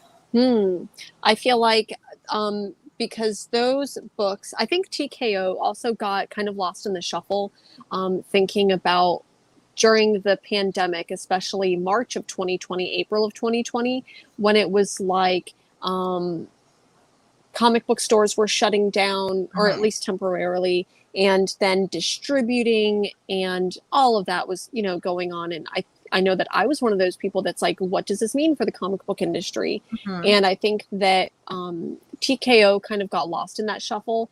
That being said, I love Jeff Lemire a lot, and I love sci-fi. I love weird sci-fi. And I still, for some reason, have not picked up this damn book. And I don't know why, because I feel like it hits every single mark. I've seen it multiple times in my comic book store, and I just haven't picked it up yet. So maybe I just need to pull the trigger and go ahead and get it. And I know I keep saying, it feels like I've said this a lot today and recently, where I'm like, oh, I want it to be adapted. This is something I could easily see on Netflix, and something I could see like my mom watching and getting really, really into, and like being one of those like new Stranger Things where, the casual audience really gets into it, but it's still a little weird. I don't know. I just really like it. Any other comic books or anything you want to talk about? Because no other comics, but I'm sure that you have a stack. I do. But I also got a mail call from Eman, sent me some books, and I'm realizing right now I don't have scissors, so I may need to go get some scissors really quick, because I'm not going to be able to just like. I believe in you. You got that inner She-Hulk X-Men strength. Thank you. I did get a couple of other little books from my comic shop because they got an order in from short box. Mm-hmm. And I picked up this one, and it's by Emily Carroll. It's like a little almost zine called Beneath the Dead Oak Tree. And it reminds me of the fever dream that is She-Wolf by Rich Tomasi. I need you, but in a good way. I need you to take a picture and send that to me because I absolutely love Emily Carroll. She's done some of my favorite books. She did Lesbian Vampires. I just Through feel the like Woods. Lesbian Vampires. She did Through the Woods, and she did When I Arrived at the Castle, which is super queer, super horror. And When I Arrived at the Castle is the only comic book I've ever read that has a jump scare in it. Ooh. Like, how do you make a jump scare effective in a comic? But it did. Yeah. I'm gonna have to I've never read that one. Please do. I think okay, so I think I bought that super, one and it's in super my pile gay somewhere. It's super gay, super gothic, super scary. Ooh. I also picked up this one called Cry Wolf Girl by Ariel Reyes. Another short box book. I read this one and it was really good. I haven't read this one. Okay. I also picked up Quincredible by Rodney Barnes. Haven't read it yet. And I also picked up this really cool book. And it's another one of those that I can't really show on stream. So I'm going to just try to maybe, I don't know if I'm like illustrating it right? Like her boobies are out, people. And what is it called? This book is called Another History of Art. And it looks really cute because like she's got like titties hanging out, like, you know, sun's out, guns out. Sun's out, guns out, boobies out all day, every day, 365. But there's like a cute little like monkey in her arms. It's really cute. But the first sentence was really what got me on the back. And it's the history of Western art, irreverently reimagined from a feminist perspective. And I'm like, okay, done. Like that's a Jen book right there. Signed, sealed, delivered. Yep. And so like a lot of this book is the artist reimagining of just really famous paintings, and I think doing it like not through the male gaze, I guess. It was $25, but man, this book, it's not like thick. It's pretty like thin, but the pictures that are in it are beautiful. Like I could get lost in this book. So maybe a little bit later today, I'll get a little bit inebriated, as one does. On a Sunday, of course. On a Sunday. And it's only like, what, 11:42 here? Okay. Give me like 20 seconds while I go get some scissors. So now that means I have to rant for 20 seconds about a topic. I am here all by myself. Okay, hear me out. While I'm not here, you can basically just trash X-Men while I'm not here. Hear me out. We're going to have a talk about the X-Men, y'all. X-Men are convoluted as shit. I like the X-Men when it's simple. When we got the character interactions, when we have a simple plot. Hear me out. Every single X-Men comic I've ever read, I can't tell you what happened. Except for X-Force Sex and Violence, which, by the way, if you have not read that book, please read it because it is very spicy. It is very great. You got some Wolverine action, some Domino action. You also have X-23 who shows up. The Hand shows up, who I didn't even realize that the Hand, who it was until Daredevil happened, and then it made sense when I reread the book. But the X-Men have so many great characters, but I don't know what's happening. So there's my X-Men rant. Are you proud of me now? I am. I didn't hear any of it, so I'm really glad that I didn't. Glad that you didn't. Okay, so let me go ahead and open up this box. I probably could have done a lot more pre-work off screen, but I think the beautiful thing about doing like unboxings and shit like that is that you get to watch the person struggle. Like it's the gift that keeps on giving. You get to watch the struggle. The struggle is real, folks. And really quick, while I'm here, I'm going to go ahead and this unboxing was brought to you by the beautiful person, C-List Eman. Sponsored by C-List Eman. Yeah. Who, like, seriously, I've seen it, and they did the coolest intro for me, and because of technology issues, I wasn't able to. One day, next week. Next week, I'll figure it out. I may do like a random live and just try to like sit here and figure out technology. Okay, so And look at that. It's a package within a package, y'all. Ooh. So while Jen is opening up her package, we're going to continue to rant why the X-Men are... No, I'm just kidding. We'll continue to rant why Jonathan Hickman should not be allowed to write comics and should just write actual novels. Oh my God. Exhibit A. Have you ever seen an X-Men comic written by Jonathan Hickman? Also, can we just talk about... Listen, we want to talk about people that smell their own... Hear me out. We want to talk about people who smell their own farts. Don't you dare, because that person is Tom motherfucking King. Likes the smell of their own farts. But hear me out, though. He goes back in time and thinks about, I remember that fart that I smelled that one time, and then writes a story about going back in time. And I was reading the credits to this X-Men comic this morning, because I feel like with X-Men, you have to read every tiny detail. And I think that's why I hate it. When we look at Head of X, meaning he's the head of all X-Men and everything has to come in and out through him, is Jonathan Hickman. That to me just feels like a Mark Millar move. I feel like only somebody like Mark Millar or Frank Miller or maybe Grant Morrison, but I feel like I'm starting to warm up to Grant Morrison, so I feel like I can't include them in the list. But it just seems like a Mark Millar thing to do, where they would be like, look, I'm head of the X-Men, everything comes in and out through me, whatever I say goes, and I just... It's so good, and to me, like, I like that, because when you think about that, there has to be this like X universe, right? And then there has to be like so many different titles. There has to be a unified vision, or else, hear me out, you end up like DC and you end up getting 20 fucking Batman titles. Okay, but hear me out again, because apparently John is just going in with the hashtag hear me out. Hear me out. Since House of X, since Hickman X-verse has begun, have the X-Men crossovered into any of the other books?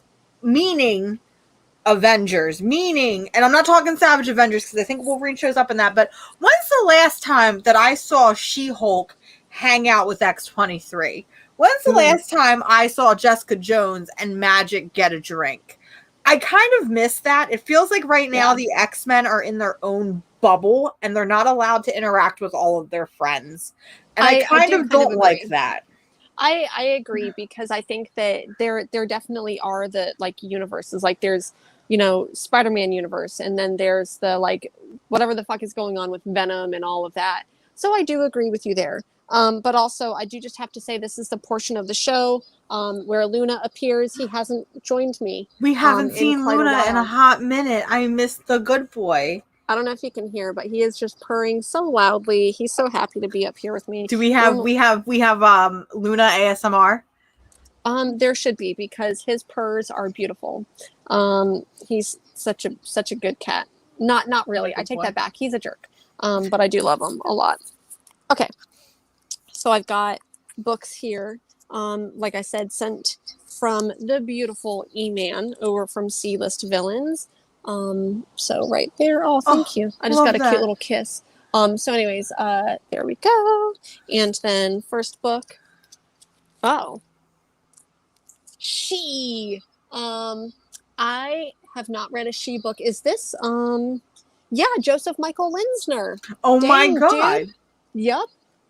That is sweet. I love Joseph Michael Linsner so much. I met him a couple years ago, and I think that I freaked him out a little bit.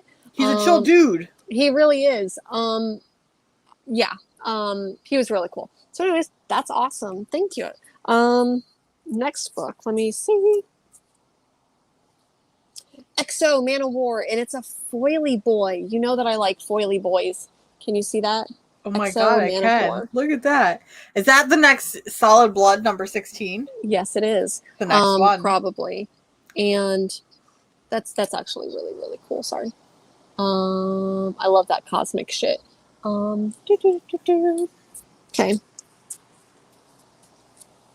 Oh. That's fancy. Pretty. That is fancy. Gleason, is that their name? That is a Patrick Gleason cover. Dang, dude. Thank you for this. Eman, I don't know if you're still here, but not only did you, like, seriously, I've been thinking about making like an intro for the show forever, and I just don't get around to it. And Eman hit me up one day and was like, "Hey, I noticed you don't have an intro for your show. Would you like one?" And I'm like, "Yeah, but like I thought about doing it, don't even know where to start." And he's like, "I got you." And he sent me the most beautiful video. Like I literally stared at it for hours and I was in tears. It was so great. Like I couldn't even, like if I told someone I want this, and this, he did it without even having to be told. So, Yep. sorry, I'm really busy getting kisses from a little kitten right here, and he's just so adorable. Next book on the list. So this is a twofer. So it's Batman Rebirth, and it is All-Star Batman, and it looks like, I can't tell who this cover is, and it looks like Daniel Warren Johnson, but I can't tell. It looks like it, but it does kind of look like a Daniel Warren Johnson. And then in the back, there's this, and it's a bunny mask. And it looks like it's an exclusive cover. Thank you, bud. Oh, that's awesome. So that's really cool because I think I have the other two. You can't argue that DC is producing an appropriate amount of Batman books, just like you can argue that Hickman universe isn't convoluted. You're right. I wouldn't call it an appropriate amount. I would call it an inappropriate amount, but that's just me. Yeah. Okay, so let's go ahead and see what's next on here. Shadow Service. I haven't actually read this one. Is that the Volt comic one? Yeah, I haven't read that. So there's issue number 3, and okay, so this is We Only Find Them when they're dead, and it is, let me go ahead and, oh, sorry, bud. Sorry, you can't see this, but I've got a kitten who is just like so gently purring, putting his little head in my lap.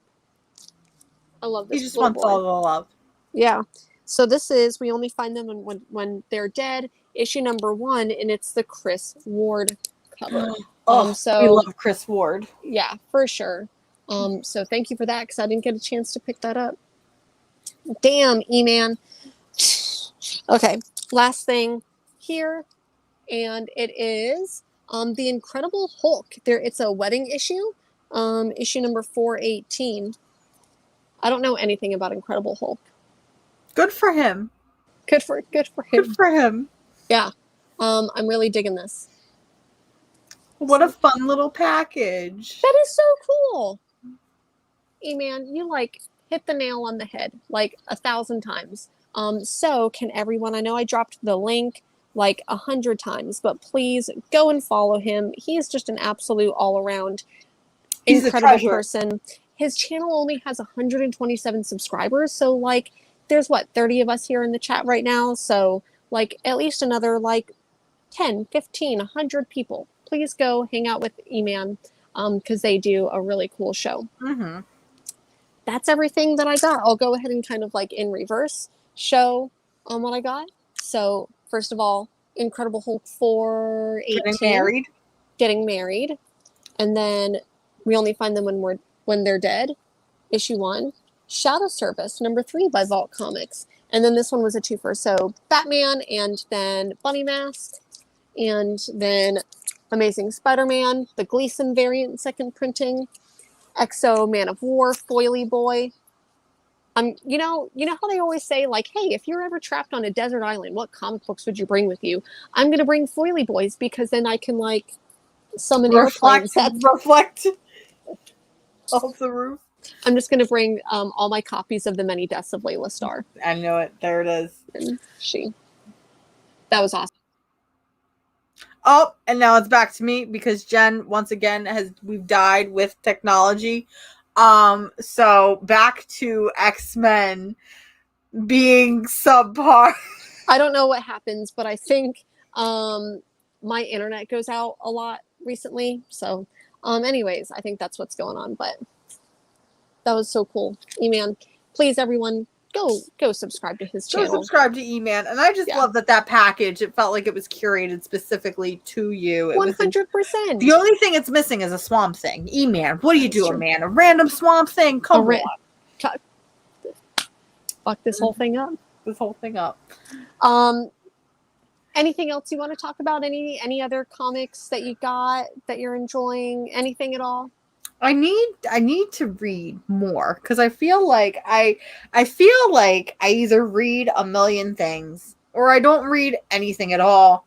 I'm kind of in the mood to read some Black Widow, so I might go back and revisit some Black Widows. I may or may not be possibly planning a Black Widow recommended reading list. Please. Why not? I feel like it's been a minute since I've done a recommended reading list. It's been a minute since I've done anything on my channel, actually. Can you do me a favor? And like, can you know how like people are like, if you liked this movie, here are the comic books that you should read. I think that what you should do is like, did you kind of mildly enjoy this movie, but you fell asleep at the end? Here's some comic books that you should read, because that's what I need, because I fell asleep during Black Widow. I got you, Al. I got you. But yeah, I miss content creating, but you know, as I'm sure the whole community understands, it can be exhausting to put up the equipment and to set it up and to read it. Also, yes, I do need to read that book, Josue Monsters by Winsor Smith. It's a heavy price tag. It really is. And so I picked it up the week that it came out. It's a heavy book emotionally and spiritually. I love it so much, but I'm not even halfway through, because I would read a couple pages and I need to put it down. Read a couple pages and need to put it down. But it's so good. So, man, thank you for reminding me that I need to pick it up, or that I need to pick it back up. Yeah, 100%. But I feel like there's just so many that's just been sitting on my shelf that I need to read or reread. You know, I've got Philadelphia Volume 2, which I took to the beach with me. I went to the beach for the first time on Friday and thought that I would be cute and read some comics on the beach. And then I realized that the beach and comics do not mix. So to all of you that do it, congratulations. Even trades. Like, I feel like, and here's my perspective as someone who grew up in Florida. I am flow grown, for those of you who don't know. And I grew up the majority of my life, one, going to the beach every single weekend as a kid, and two, for a lot of my adult life, living a mile away from the beach.